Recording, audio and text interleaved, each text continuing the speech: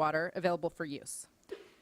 5,000 acre feet of the 30,000 acre feet that would be freed up is proposed to be sent up through the San Joaquin River system to the Delta pumps, and then for use by San Luis and Santa Clara Valley water districts. The transfer water portion of the change is supported by fisheries agencies, as that would help with spring pulse flows in the Merced and San Joaquin rivers. We also have another urgency change that we're continuing to process. It's from El Dorado Irrigation District. And it's in regards to a fisheries-related releases that they make as a condition of a wastewater change petition order. And so we're continuing to process that request through.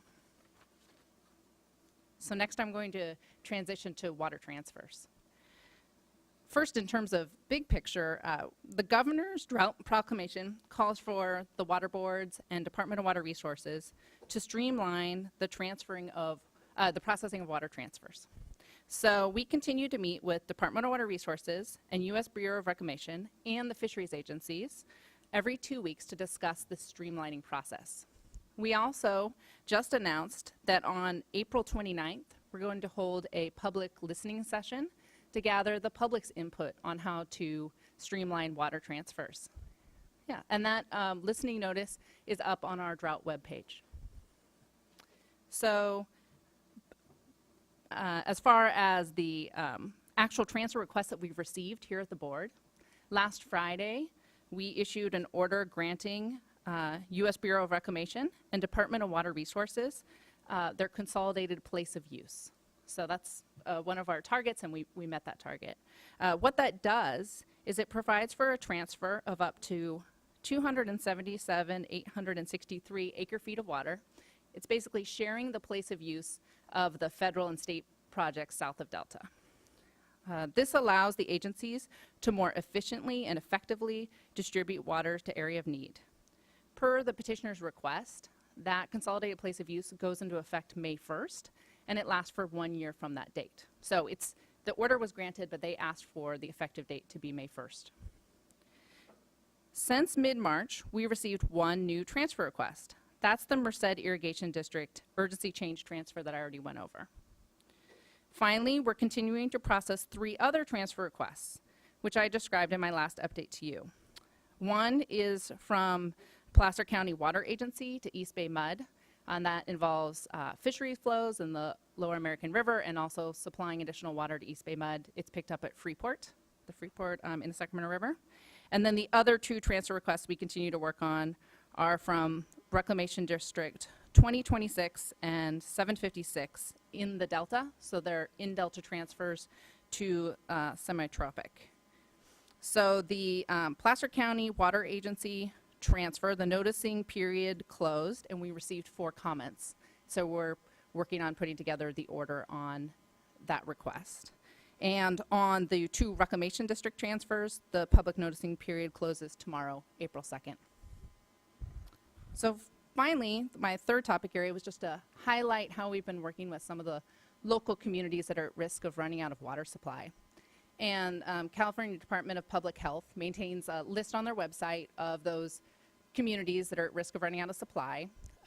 It's a very dynamic list. I think it originally had 17 parties on it. And in permitting and licensing, we called all the 17 parties and see if we can lend assistance. I checked it yesterday, and I think it's down to 2 parties now. One is Redwood Valley County Water District, which I'll talk about today. And the other one is, I think, a small apartment complex in the foothills. And I think they're on groundwater from what I can tell. We also offered them assistance, but they didn't contact us back. So on Redwood Valley. Redwood Valley County Water District is located in the Russian River watershed in Mendocino County. And they do have a water rights with us, and they can exercise it at certain times. However, that's not supplying them enough water. So they're looking for additional water supply. We had multiple meetings with Redwood Valley and with other parties in that watershed discussing their situation, trying to come up with options for them. And the solution that was reached was that Russian River Flood Control District supplies water to Redwood Valley already in surplus water supply. They voted last Monday night to supply an additional 300 and something acre feet to Redwood Valley. And that will supply enough water for 80 gallons per person per day for basically health and safety reasons, to help extend their supply of water out.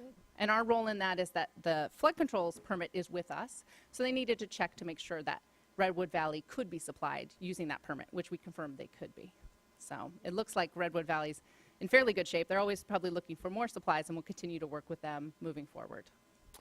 That's great. It's great to know that we're spending time on that. I know OES is working on it and DPH, but it's nice when we can be of assistance as well. And as I understand from the previous shrinkage of the number of communities on the list, it tends to be a combination of other communities helping them, like running a pipe or something, and the rain filling whatever their reservoir is.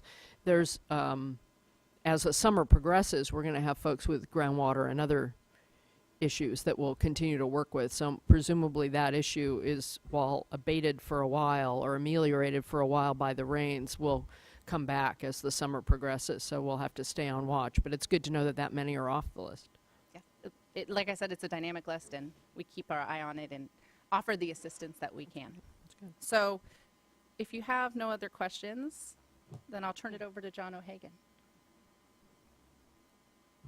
Good morning. My name is John O'Hagan. As Amanda said, I'm the program manager for the enforcement section of the Division of Water Rights. And my section is looking at the necessity for curtailment of water rights to protect prior right water right holders throughout the state. As you said, it's raining. Raining helps. Right now we are monitoring the Sacramento-San Joaquin watersheds, and the reservoirs are receiving water and filling nearly in all cases. During the curtailment process, we've been, in past board meetings, we've been putting up our curtailment curves for the San Joaquin River, showing the need that the potential curtailment is going to be necessary to curtail post-1914 water rights. We have generated similar curves for the Sacramento-San Joaquin watershed tributaries, and then also for the Tulare Lake Basin, and the Russian River, and then also the Eel River. And these curves are subject to change based on the weather, and we are waiting for the Department of Water Resources update for April 1 to get an idea of their projections for the runoff. So these curves are prepared, and as I said, we're looking at the tributary level, because we are watching the gauges in these watersheds, and we are noting that it appears that some of the districts are holding off irrigation, probably because it's raining, or they're planning ahead for water conservation.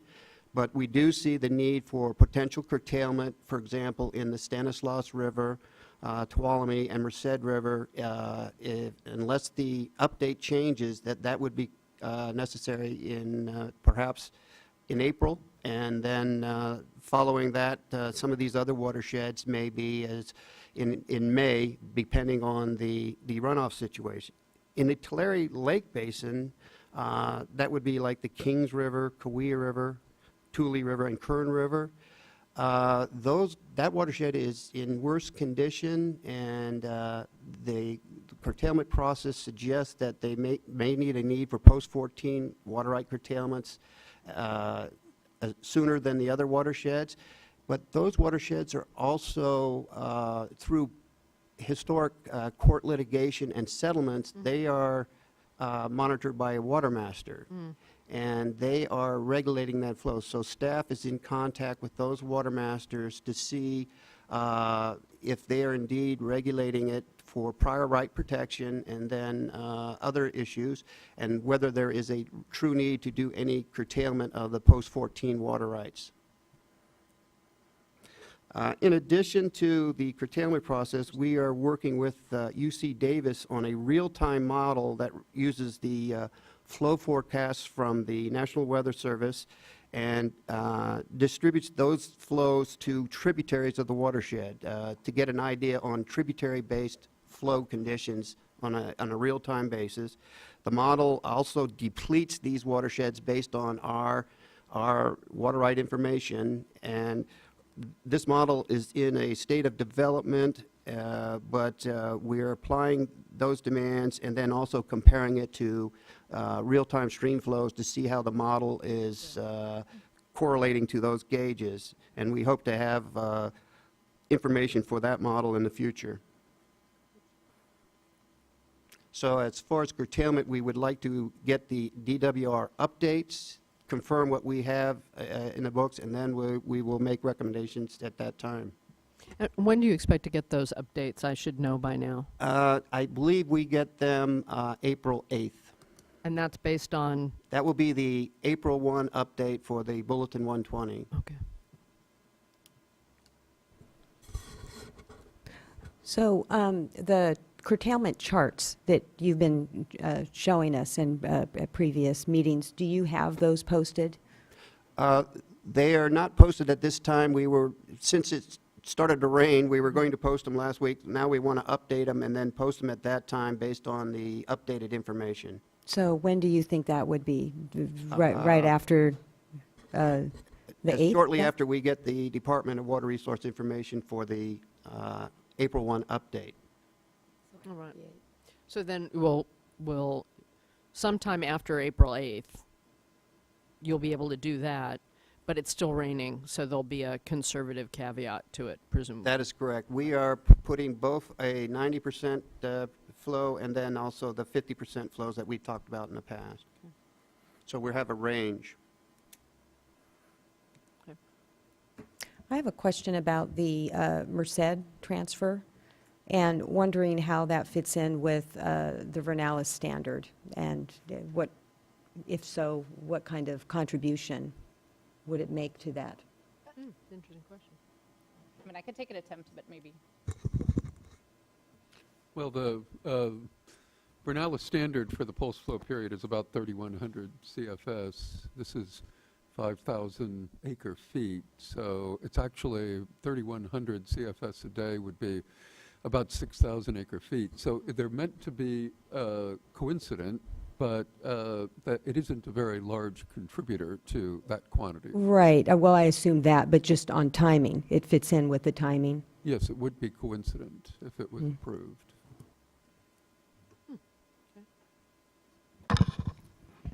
On the El Dorado Sure. project, just wanted to clarify, this was an action that was related to diversion of wastewater? Or That's for right. recycle water purposes? So back in the 90s, they came to us and requested a wastewater change petition.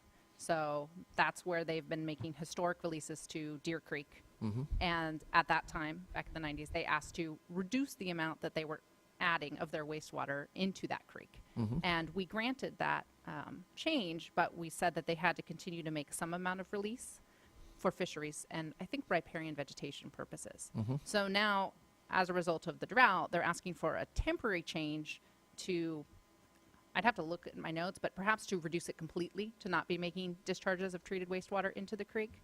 But that's not permanent change, that would be a temporary change. And my understanding of that action is that we provided a copy of the petition to Department of Fish and Wildlife, and they have been meeting with El Dorado Irrigation District to discuss the change and to work through their comfort level with that change. So. Oh, good. Sounds like the right people and questions are being asked about that. It's an interesting issue because it's sort of an artifactual flow in its own way, right? And yet we've diverted so much that these wastewater. I see as a wastewater engineer the value of replicating watershed function with wastewater flows. But then you do have to ask the question in a drought, hydrologic condition, what would be representative in a place like Deer Creek? So it's I think a good technical back and forth between DFW and the discharger and yourselves. Thanks. Okay, thanks. Chair Marcus, continuing on with the next portion, this is Karen, hi. Continuing on with the next portion, we wanted to update you on a number of topics. So proceeding now to hydropower, We just wanted to point out for the board members that on March 27th, so last Thursday, that a letter was sent out by the Energy Commission, the California Energy Commission, to power generators, advising them to be aware of their water supply for their generation needs, to make sure they're aware of their contract provisions, and if they're going to have any potential supply effects, that they should begin working on those immediately. That letter was accompanied by conservation tips and other useful information. And now Tom will talk to you about some of the other Delta-related drought updates. I was just going to briefly cover two other items, the first being delta barriers and the second recycled water. With respect to delta barriers, in order to protect municipal intakes, assuming that the storage upstream is too low to provide salinity control in the delta, there is a proposal on the table to put 3 rock barriers into Steamboat Slough, Sutter Slough, and West Falls River. The department would construct those barriers, and the purpose would be to protect the municipal intakes so that salinity control could be maintained at those locations at a lower total net delta outflow. I think they're looking at something in the order of about 2,500 CFS would be the required outflow, as opposed to about 4,500, which would be required without barriers. At 2,000 CFS difference, that's a 4,000 acre foot per day reduction in water necessary for salinity control. Of course, it comes with a price. People on the other side of the barriers will, in many cases, have higher salinity, and that will be potentially problematic for them. The latest hydrology, the department has been running 90% exceedance and 50% exceedance hydrology estimates, and it looks at the 50% exceedance that the barriers may not be necessary. So that is a decision that is sort of on the cusp right now, and could potentially go either way. In the meantime, though, the projects are continuing with seeking permits for the barriers, and we noticed the 401 certification for the 3 barriers on Friday. And so we are moving forward with permitting the barriers, but like I say, the issue of whether or not they'll actually be necessary is still on the cusp. Tom, how is that decision, what actually formally, who has to make all the decisions related to that, and when approximately? Well, it gets to the department deciding whether or not it wants to move forward with the barriers, but and then of course it also depends on what the agencies say regarding the applications that are pending. They require a 404 permit plus a 401 certification from us.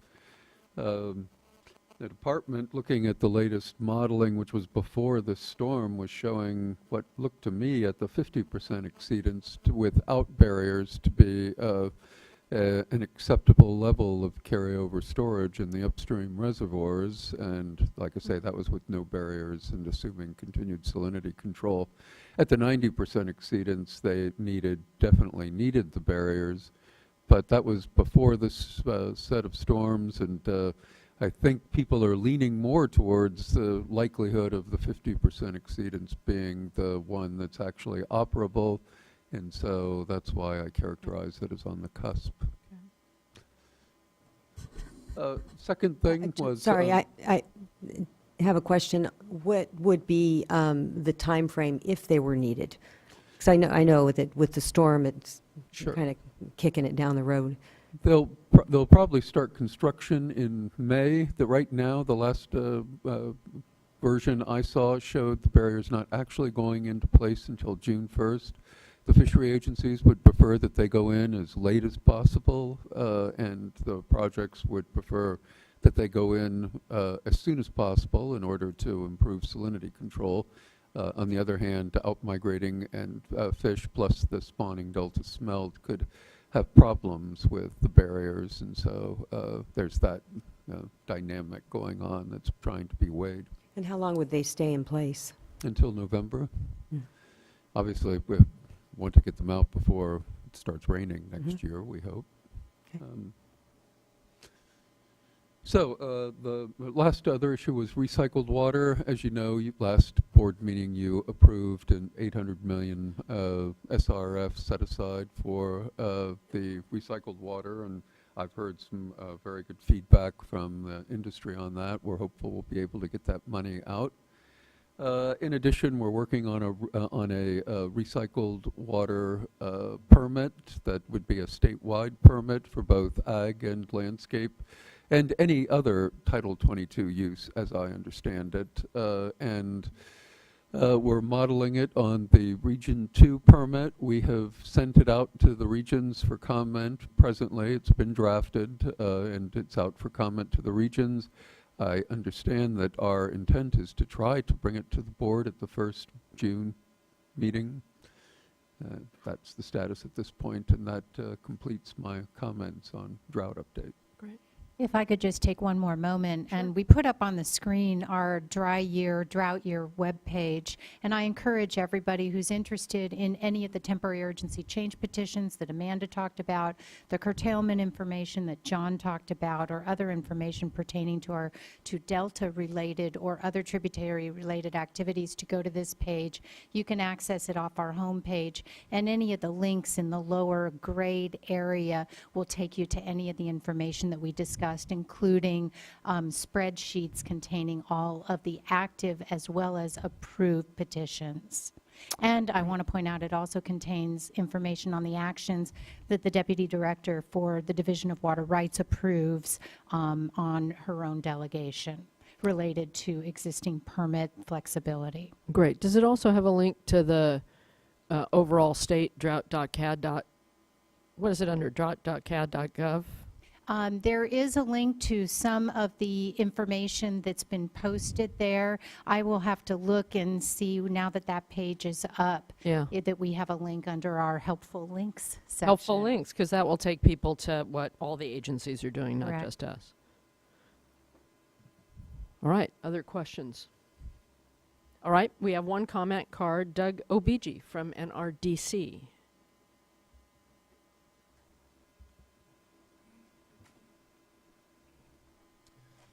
Good morning, Madam Chair, members of the board. I am Doug Obigi, a staff attorney with the Natural Resources Defense Council, and I wanted to come today to talk briefly about the temporary urgency change process that's occurring, particularly for the Delta. It also bears on the curtailment issue that you heard about.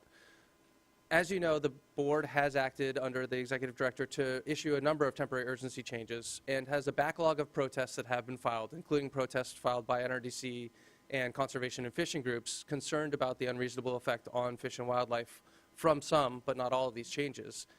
I think the concern I have is that there isn't any clear process at this stage that we understand for resolving those protests and concerns, as well as to get a better understanding of what the plan is moving forward. We understand that the state agencies and the federal agencies are trying to develop that plan, but it's very frustrating for those of us who are not in the room with them and aren't being invited to a lot of their meetings to understand what is being proposed and what those trade-offs are. You know, the fish agencies did approve, for instance, a change to reduce outflow in the spring in order to conserve upstream storage, yet some of the Bureau's modeling shows no improvement in carryover storage at the end of the year. Likewise, we've seen proposals to not meet the Vernalis pulse flow standard that is an obligation of the Bureau under Decision 1641 while making deliveries to contractors in the Stanislaus River. We feel that it is critically important for the board to first establish that there is an end-of-the-year carryover storage requirement in the upstream reservoirs so that we have water for human health and safety, other water supplies next year, and for salmon and steelhead. We're at the position where NMFS has warned we may lose the entire year class of winter run Chinook salmon, which are critically endangered, and we could, in this drought, put ourselves back into where we were in 1992, where we reduced that population down to 200 fish. Second, we believe it is important for the board to take action on curtailment notices to make sure that we are meeting minimum stream flows. And third, that we have that plan in place before the board approves any further temporary urgency changes so that the board, the staff, and all of the public can really understand what those trade-offs are and whether there are benefits to fish and wildlife from some of these changes and what those might be. Thank you. Thank you, Doug. We are thinking about what to do next on those. It's an active discussion. It's elective, but we are talking about bringing it all together and doing at least a workshop or something so that everybody can be in the same room at the same time. All right. Well, with that, we will take our break. Nonetheless, I know a lot of you are still here for the industrial general permit, but in prudence, we will take a break until 11:15 and then get going.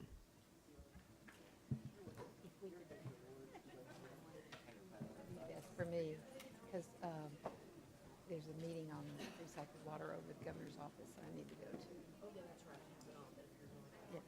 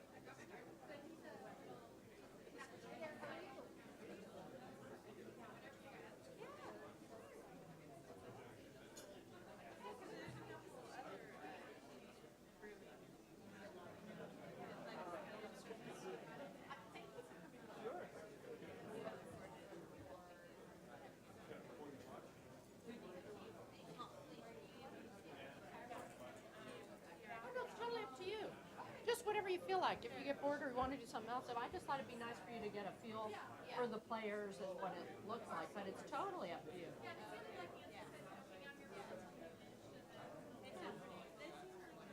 Yeah, whatever you feel like. It's just, so far it's a feel for what they're like. Yeah.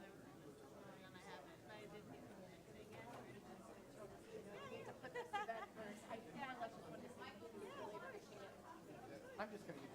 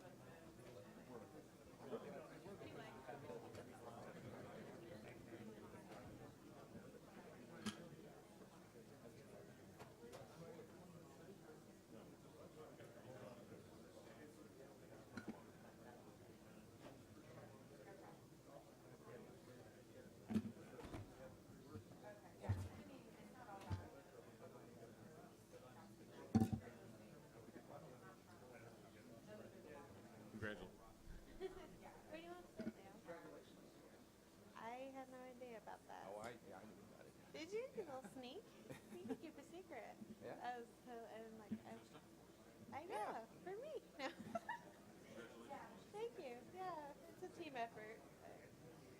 There's a lot of admin stuff I have to do.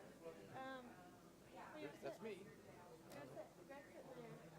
You sit by Greg? No. I sit at the end. I can skate. We have different about. Why don't you sit next to me? You want to sit next to me? And Serena? How do you feel about this, Leo? Oh, I'm just gonna wing it. But how do you feel about getting adopted? I like doing prayers. But I mean, it's gonna be weird. Well, no, but we won't let her work. But I mean, 15 years. 12 years. Well, it's 12 years when I started working.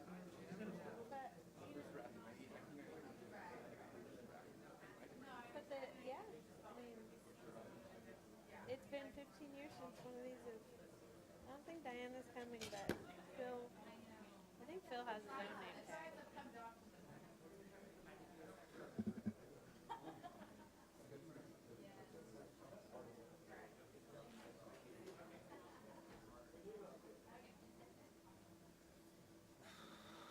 Hey, Greg.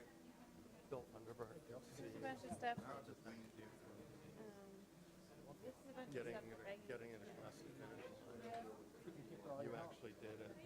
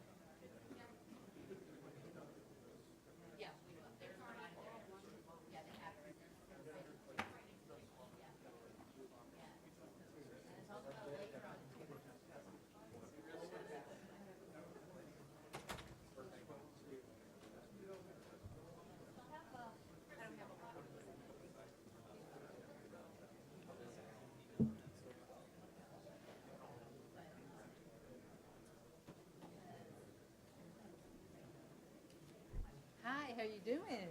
You all are just. It's, anything? It's so, I'm so excited.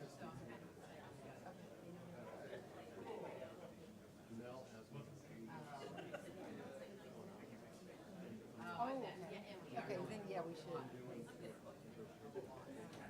Oh, really?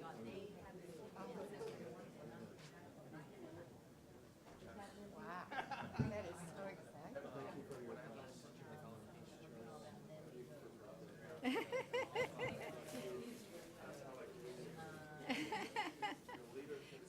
So when are decisions going to get made? I am so pleased. Oh, wow. No. He was just saying that he's the negotiator. Yeah. It's great.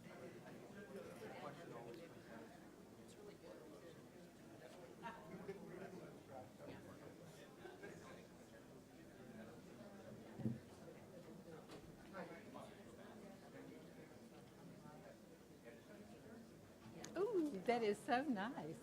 That's great. It is.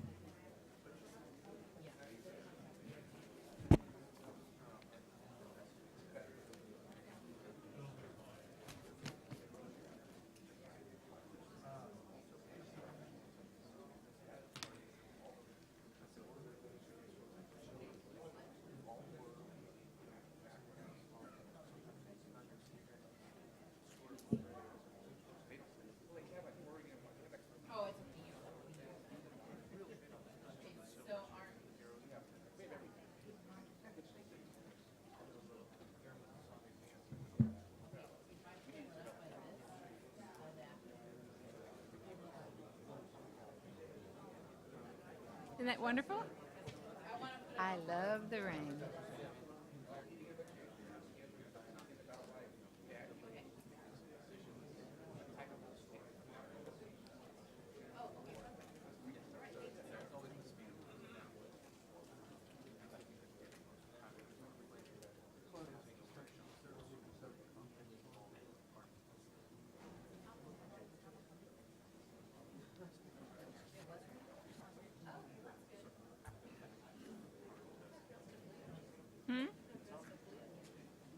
Where? Oh, right. Oh, my gosh. I haven't either.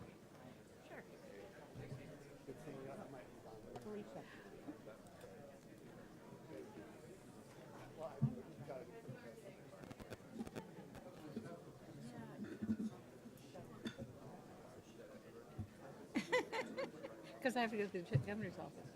Oh.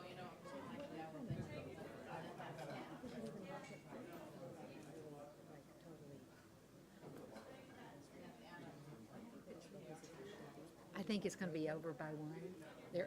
I don't know how many more cards there are. There's a few more, but there were only 7 when we went for break.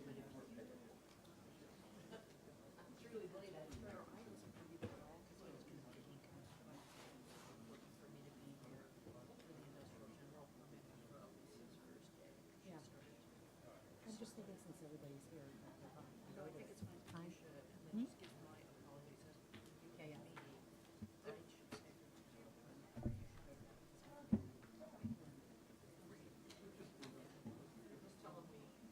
Yeah.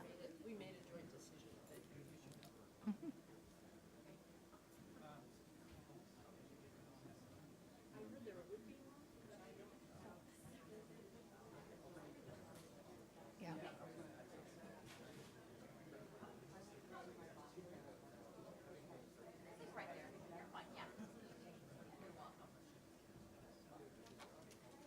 I think it's going to be over by 1, for sure. Oh, no, we won't even talk about that till it's done. Is that, Till it's done. I just, I'm so. What do you have? Oh, it's a kind of Martha Guzman is really dogging the regulations for groundwater injection for recycled water that DPH is doing, and so as I told Tom, I said we're just pretty faces. You know, we're just there to say, to make sure No, we know, they are supposed to be getting it. Are we? Oh, we're not ready yet. No, this is separate, that's separate. No, no, this was groundwater, that one is surface water. Are we ready? It's irrigation, it's mostly irrigation. Thank you. It's two Sorry. Yeah, two different things.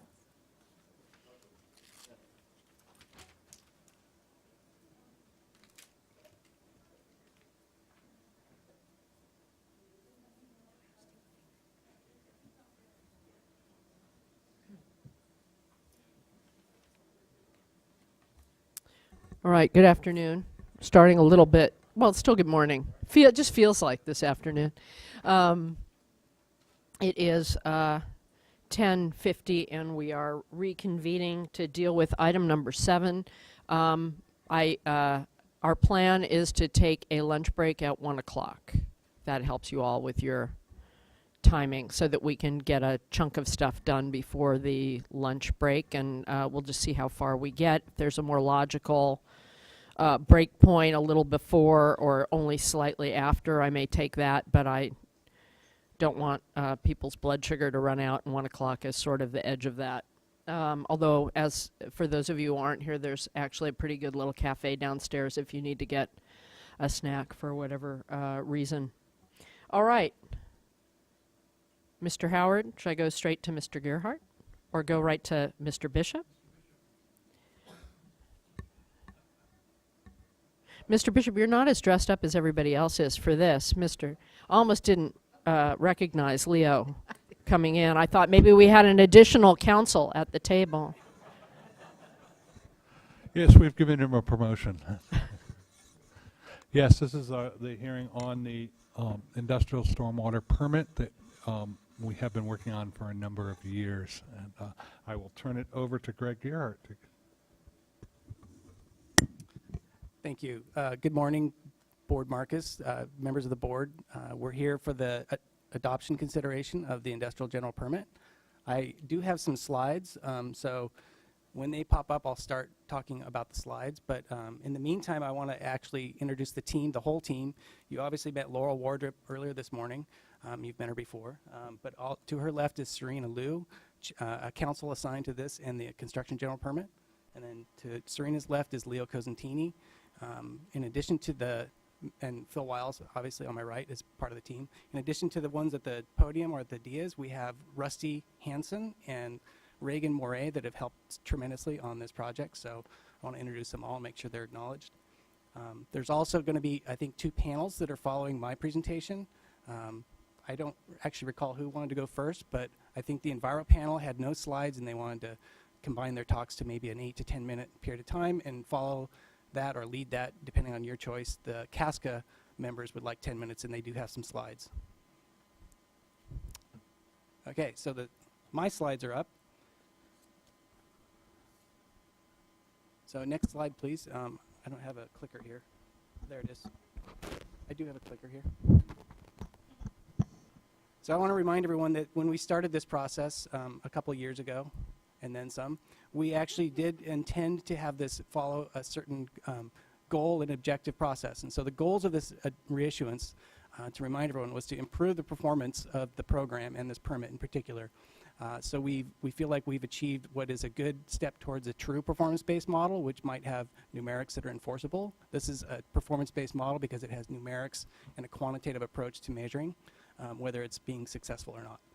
We also wanted to improve the data quality. That was a significant concern in the previous discussions we've had about this, because the data that we have is not all usable for evaluating program performance. So the third is to provide as many incentives and flexibility as are appropriate so that we can encourage people to actually do the right thing and not waste time doing the wrong things.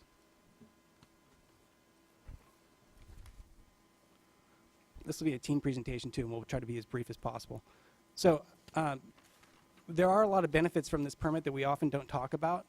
One of them is that the sampling requirements have been enhanced quite a bit. That means we're going to get not only better data, but more data about the overall program performance, as well as on-site BMP and water quality protection, hopefully. Electronic reporting, this is going to enhance the availability of the information for lots of stakeholders, and hopefully the collective feedback loop will be improved. Minimum advanced BMPs, these are an addition that provide some certainty as to what people are doing. Design storm standards, they have not existed yet in the industrial permit in California, so this is a new era of putting in explicit expectations for what BMP should be designed for. The addition of the numeric action levels I mentioned earlier for performance evaluation, and then exceedance response actions and the prescribed feedback loop is really what is interesting about this, the combination of the numbers and the feedback loop. And then we have a TMDL reopener that is going to allow us to do appropriate TMDL implementation, and the definition of what no discharge means, which is a huge improvement to the current subjectivity of the approach, and reporting requirements for temporarily closed facilities. So these are all what we consider are improvements in the transparency and overall environmental outcomes associated with this permit.